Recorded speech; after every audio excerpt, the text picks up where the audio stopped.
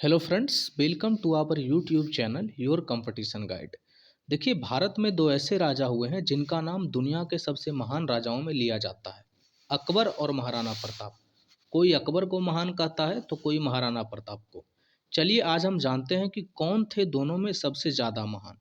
सबसे पहले बात करते हैं अकबर की। अकबर का जन्म 15 अक्टूबर 1542 ईस्वी को उमरकोट पाकिस्तान में हुआ था।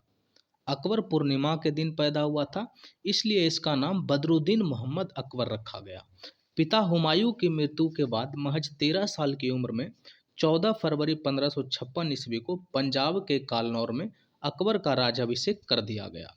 शुरुआती दिनों में बालक होने के कारण अकबर के देख रेख की जिम्मेदारी बैरम खां को सौंपी गई, जो 1556 से लेकर के 1560 तक अकबर का संरक्षक रहा। अकबर का मानना था कि सभी धर्म मिलजुल कर रहें, इसके लिए उसने दीन ए इलाही की स्थापना भी की थी। अकबर ने कभी भी दूसरे धर्म के लोगों को मुस्लिम धर्म अपनाने के लिए जोर नहीं दिया।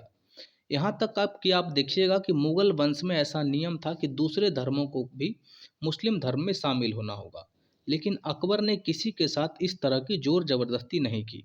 यहाँ तक कि गैर मुस्लिम पर लगने वाले जजिया कर को भी अकबर ने समाप्त कर दिया। जजिया कर गैर मुस्लिम लोगों पर लगाया जाता था, जिसको पूरी तरीके से अकबर ने समाप्त कर दिया। यानी अकबर को इतिहास में एक धर्मनिरपेक्ष राजा के रूप में भी माना जाता, जो सभी धर्मों को बराबर सम्मान देता था। अकबर को धीरे धीरे यह एहसास हो गया कि अगर हिंदुस्तान में रहना है तो राजपूतों से दोस्ती करनी पड़ेगी। इसलिए उसने मान सिंह को अपना सेनापति बनाया। मान सिंह को सेनापति बनाने के बाद अकबर ने सभी धर्मों को मिला करके लगभग 20 से ज़्यादा शादियां की थी। लेकिन अकबर की सबसे ज़्यादा चर्चा में रहने वाली पत्नी एक हिंदू थी, जिसका नाम जोधाबाई था। जोधाबाई राजा भारमल की बेटी थी। राजा भारमल आमेर के राजा थे। राजा भारमल ने अकबर की अधीनता को स्वीकार करते हुए अपनी बेटी की शादी अकबर से करवा दी। अकबर एकमात्र ऐसा राजा था जिसके दरबार में 9 गुणवान दरबारी रहते थे, जिन्हें नवरत्न के नाम से जाना जाता है। आज भी जब हम इतिहास पढ़ते हैं तो अकबर के नवरत्नों की चर्चा होती है। उनमें एक राजा मान सिंह भी थे, जो कि जोधाबाई के भतीजे थे। इनके साथ ही बिरबल और तानसेन जैसे लोग भी थे, जिनके किस्से कहानियां अक्सर हम लोग सुना करते हैं। हालांकि अकबर बहुत महान था, लेकिन मुगलों की रणनीति के मुताबिक वो भी हमेशा से अपने राज्य का विस्तार करना चाहता था। इसलिए उसने कई राजपूत योद्धाओं से युद्ध किया। कुछ राजपूत योद्धाओं ने अकबर की अधीनता को स्वीकार कर ली और अपनी पुत्री का विवाह अकबर से करवा दिया। उन्हीं में से एक थे राजा भारमल। राजपूत राजाओं के साथ कई युद्ध हुए, लेकिन इसमें सबसे प्रतापी राजा थे महाराणा प्रताप, जिन्होंने कभी भी अकबर के सामने घुटने नहीं टेका और ना ही कभी हार मानी। महाराणा प्रताप का जन्म 9 मई 1540 ईस्वी को राजस्थान के कुंभलगढ़ दुर्ग में हुआ था। इनका राज्याभिषेक गोगुंदा में करवाया गया था। दरअसल महाराणा प्रताप के पिता उदय सिंह का अपनी एक रानी के साथ ज़्यादा लगाव था। अपनी पसंदीदा रानी भटियानी के बेटे को गद्दी देने के लिए इन्होंने रानी से वादा कर दिया, जबकि इस गद्दी के असली हकदार बड़े होने के नाते महाराणा प्रताप थे।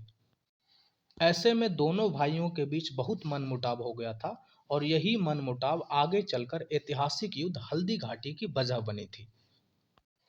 दरअसल 28 फरवरी 1572 को उदय सिंह की मृत्यु हो गई।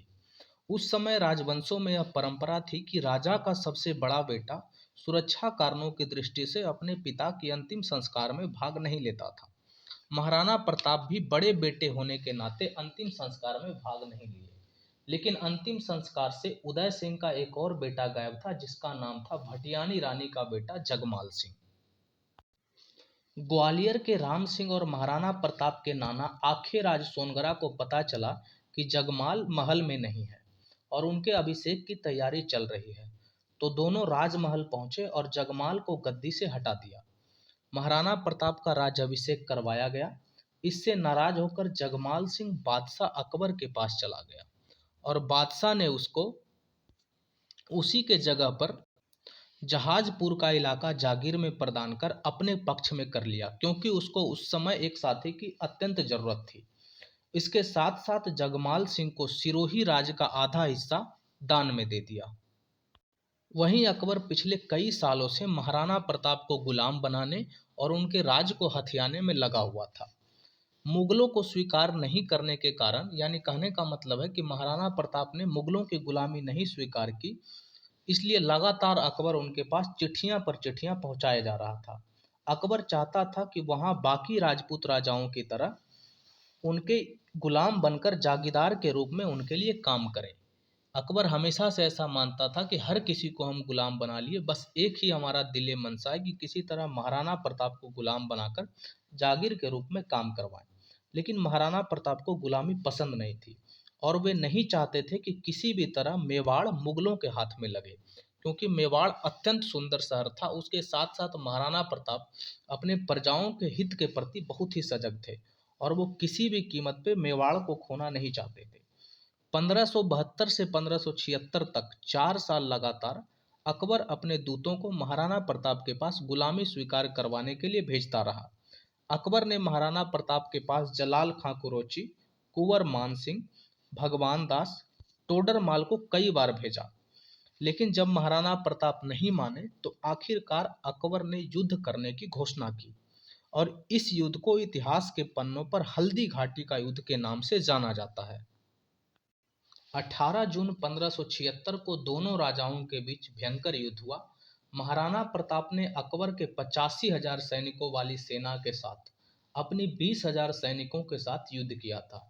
इतिहासकार के मुताबिक उस समय बहुत से राजपूत राजाओं ने महाराणा प्रताप का साथ न देकर अकबर का साथ दिया था, क्योंकि अकबर के पास बहुत बड़ी और ताकतवर सेना थी।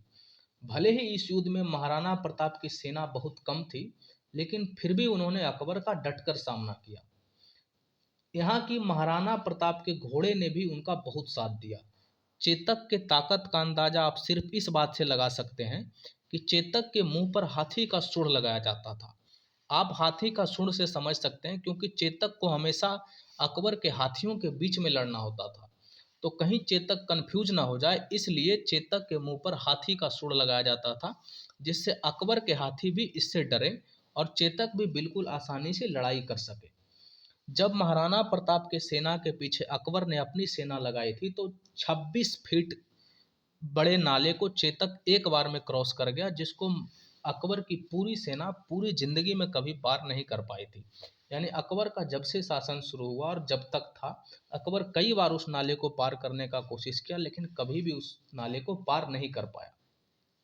देखिए, हालांकि इस युद्ध का कोई नतीजा नहीं निकलता है, ना तो अकबर जीता था और ना ही महाराणा प्रताप जीते थे, लेकिन इतिहासकार का ऐसा मानना है कि महाराणा प्रताप इस युद्ध में जीते थे।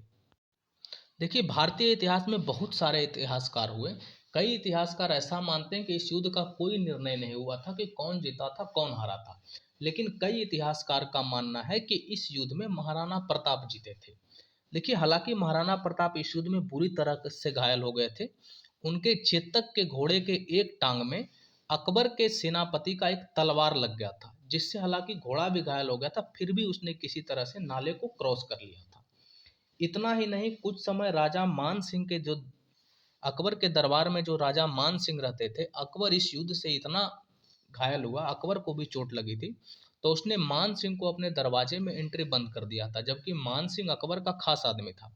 इस युद्ध से आहत और घबराकर अकबर हमेशा सिर्फ यही बात सोचते रहता था कि हमारी जिंदगी का मात्र एक मकसद है कि किसी तरह से हम महाराणा प्रताप को बस एक बार गुलाम बना लें।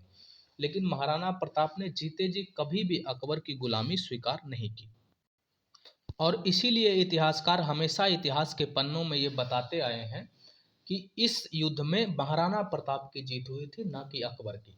हालांकि कई जगह मामला विचाराधीन है कि इसमें जीता कौन था। इतिहासकार बताते हैं कि जब जब अकबर को महाराणा प्रताप के मरने की खबर मिली, तब अकबर ने अपने राज्य में एक दिन का राजकीय शोक घोषित किया था। अकबर की पूरी जिंदगी में महाराणा प्रताप ही इकलौते ऐसे शख्स थे जिसे वह कभी झुका नहीं पाया। तो देखिए, आज के इस वीडियो में हम महाराणा प्रताप और अकबर से संबंधित सारी जानकारी दे दिए हैं। सभी मुद्दों पर विचार करके आप कमेंट में बताइएगा कि आपको कौन लगता है कि ज़्यादा महान कौन थे।